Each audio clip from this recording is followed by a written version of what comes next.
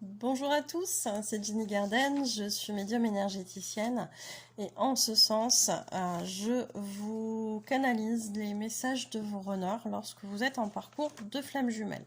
Vous pouvez poser des questions ou pas, ça c'est vous qui voyez. Mais en tout cas, voilà, il y a votre runner qui y répond quand il y a des questions et qui vous délivre un message lorsque vous lui demandez. Donc si vous êtes intéressé par cette prestation, n'hésitez pas à aller dans la description de cette vidéo où vous trouverez toutes les coordonnées pour me joindre pour pouvoir bénéficier de ce service. Alors, je remercie aussi tous les runners, tous les chasers qui sont OK pour que je puisse vous diffuser ces messages. Merci beaucoup à eux. Merci beaucoup à ce couple aussi de flammes jumelles qui me permet également de diffuser le message d'aujourd'hui. Et puis, c'est parti. Je vais vous partager tout ça. En ce moment, j'oscille entre plusieurs émotions. Des émotions que je préfère garder en moi, car je ne souhaite pas paraître vulnérable. Et je ne souhaite pas non plus être une source d'inquiétude pour qui que ce soit. Donc ici, effectivement, on est bien dans un comportement de runner qui, dans son éducation, a été conditionné justement à ne pas se montrer vulnérable, à ne pas montrer que ça ne va pas à ce moment-là, etc. Et du coup, le faux self rentre en action et montre que tout va bien en toutes circonstances, ce qui n'est pas forcément la réalité, bien évidemment, cher chaser. Et ça, en général, vous le sentez bien, alors que toutes les personnes qui connaissent entre guillemets bien votre runner ne captent rien du tout. Et ça énerve bien nos runners. Bon, bref, on n'est pas là pour les énerver, c'est juste que c'est une constatation. Voilà. Donc je vous lis la suite des messages. Ah, je sais que tu serais prête à m'aider, à m'accueillir, mais je ne me sens pas prêt à t'imposer cela, même si je sais que tu ferais tout pour m'aider à être bien. Donc ici, on a un runner aussi qui montre qu'il a conscience que son chaser ferait tout pour qu'il soit bien, etc., pour l'aider à se sortir de cette situation, etc. Et le chaser, en général, ne demande que ça, et notamment en début de parcours. On est prêt voilà, à tout faire pour notre runner, pour qu'il soit bien, etc. Et là... non, en fait, le runner, il sait à l'intérieur de lui qu'il doit se débrouiller, apprendre à se responsabiliser, à s'autonomiser aussi. Et du coup, effectivement, c'est une tâche qu'il va préférer gérer tout seul. Donc j'ai envie de dire, cher chaser, laissez faire votre runner à ce niveau-là. Vous pouvez lui proposer, s'il veut pas. Faut pas se sentir vexé, faut pas se sentir rejeté. C'est juste que par rapport à ce qu'il doit faire, il est censé travailler sur ces choses-là tout seul. Il y a aussi cette idée de ne pas imposer ses problématiques à son chaser en fait. Puisque c'est son problème à lui, c'est pas le problème du chaser. Donc ça c'est important aussi de le comprendre. Je te remercie de vouloir l'aider, hein, voilà. Mais sans vouloir te culpabiliser, c'est notre situation qui a causé autant de remue-ménage dans ma tête. Forcément, l'arrivée du chaser, ça bouleverse son runner. Et inversement. Je ne te le reproche pas. Tu es une des plus belles rencontres que j'ai pu faire dans ma vie, si ce n'est même la plus belle. Mais la plus perturbante aussi. Je ne regrette pas de te connaître, je ne regrette pas nos moments passés ensemble. Je regrette juste de ne pas pouvoir combler tes attentes. Donc là, le runner, il a bien conscience, effectivement, que son chaser est important pour lui, et ça, il ne faut absolument pas en douter. Sur le parcours, hein, les chasers, n'en doutez absolument pas. Votre runner aura toujours eu cette impression de proximité avec vous, d'intensité avec vous, et non, à aucun moment il regrette ce que vous avez pu vivre ou de vous avoir connu. Alors j'ai envie de dire, peut-être que le faux self, peut-être que l'ego à un moment donné, effectivement, lui a dit j'ai eu beaucoup de blessures réveillées par cette personne, c'est compliqué, etc.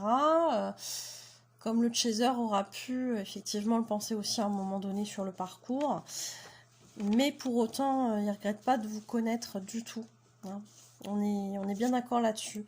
Par contre, oui, il regrette de ne pas être en capacité de faire les choses, de prendre les décisions qu'il faut pour être libre pour son chaser et vivre cette relation avec son chaser. Et ça, c'est vraiment quelque chose qui revient souvent.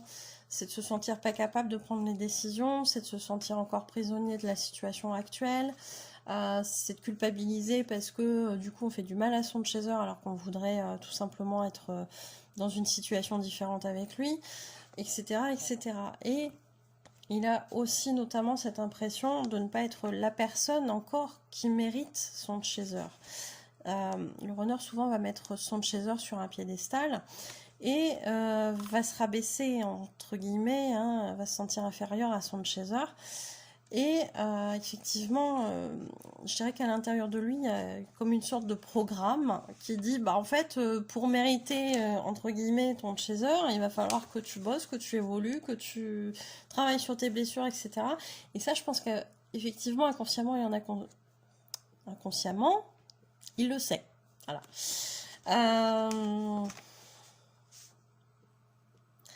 Donc pour le moment, je ne suis pas encore celui qui te mérite. C'est pour ça aussi que des fois sur les parcours, il y a des runners qui incitent leur chaser à trouver quelqu'un qui sera mieux pour lui. Et c'est là aussi où le chaser souvent se sent rejeté. Alors, j'ai coupé pour la sonnerie du téléphone.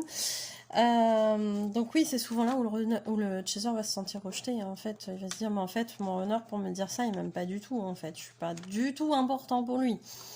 Donc, importante, hein, vous mettez en fonction de ce qui vous concerne.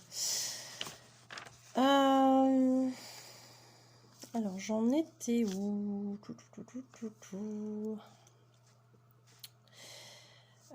Pour le moment, je ne suis pas encore celui qui te mérite, même si je sais que tu penses le contraire.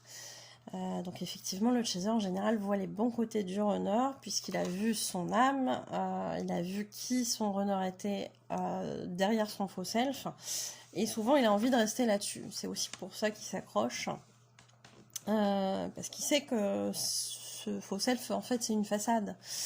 Mais voilà, il va falloir que le runner travaille dessus, et ça prend du temps aussi.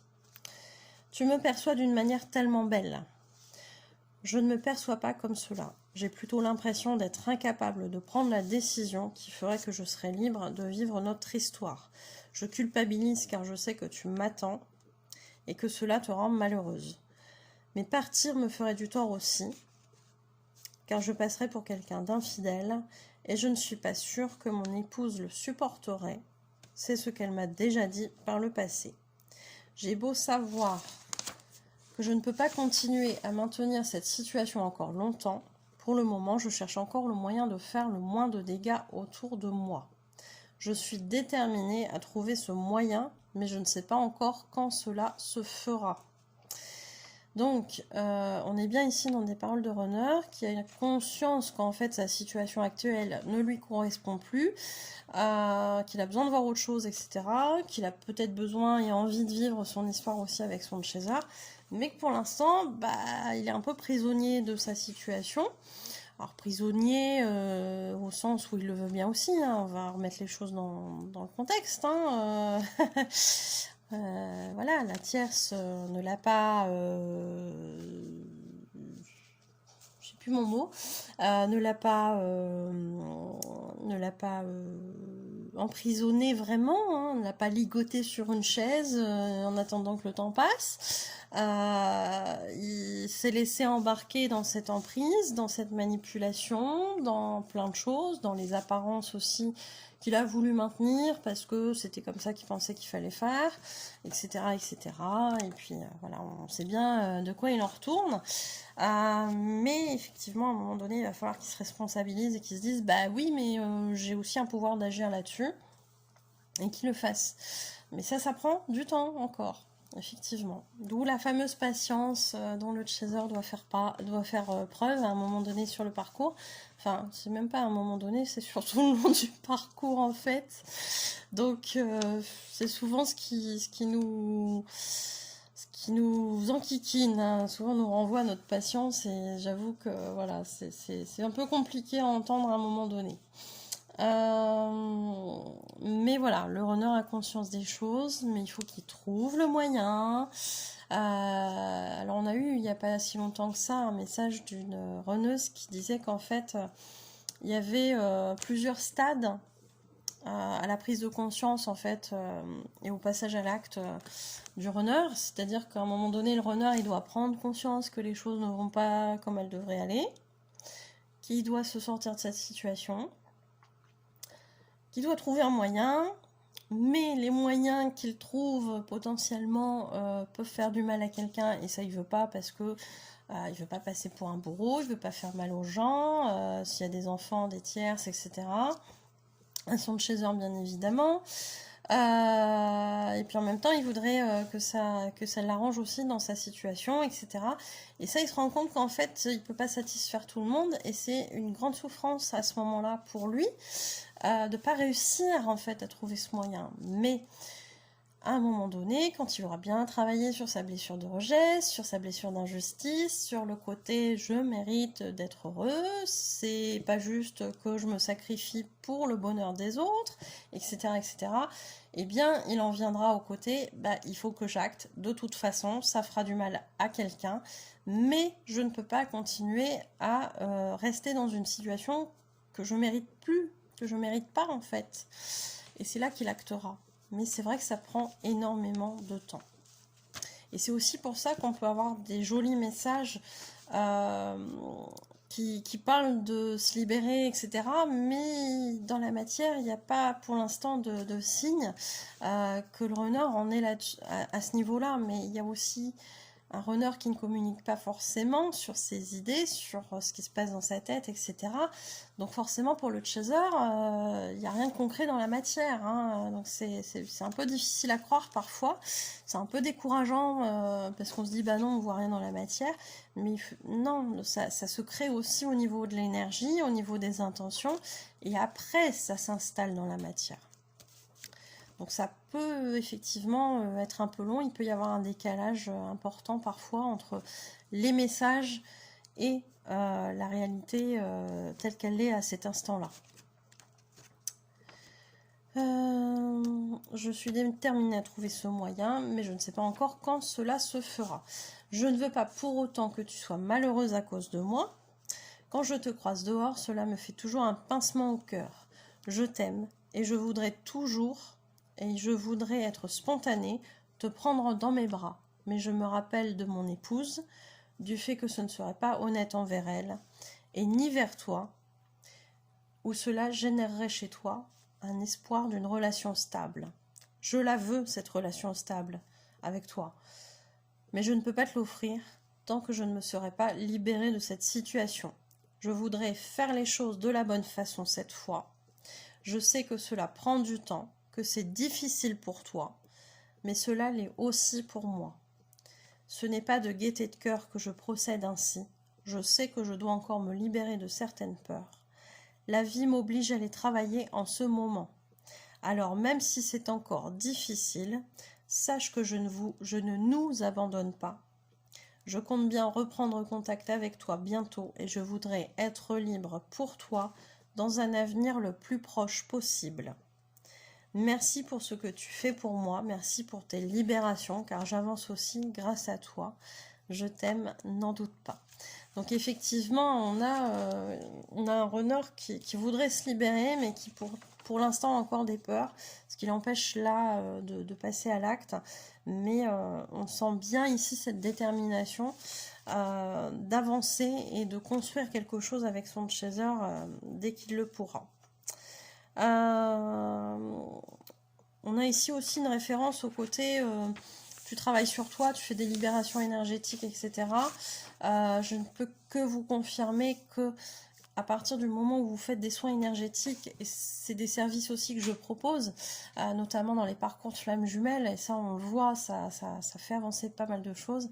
Le fait d'avancer sur soi, sur sa guérison, via les vases communicants, fait travailler aussi le runner, même si ça ne l'empêche pas de devoir faire sa partie du travail, on est bien d'accord, mais ça l'aide à se guérir. J'ai souvent d'ailleurs dans les soins les âmes en fait des flammes jumelles qui déboulent pour venir soit aider à cette libération, parce que parfois on intègre des petits bouts d'hypnose dans la séance pour travailler sur un point particulier, ou alors effectivement on peut avoir aussi l'âme du jumeau qui vient en profiter aussi pour se nettoyer en même temps.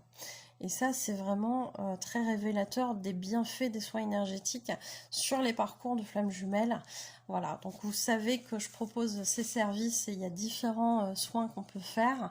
N'hésitez pas à me demander conseil si vous hésitez parmi les soins possibles.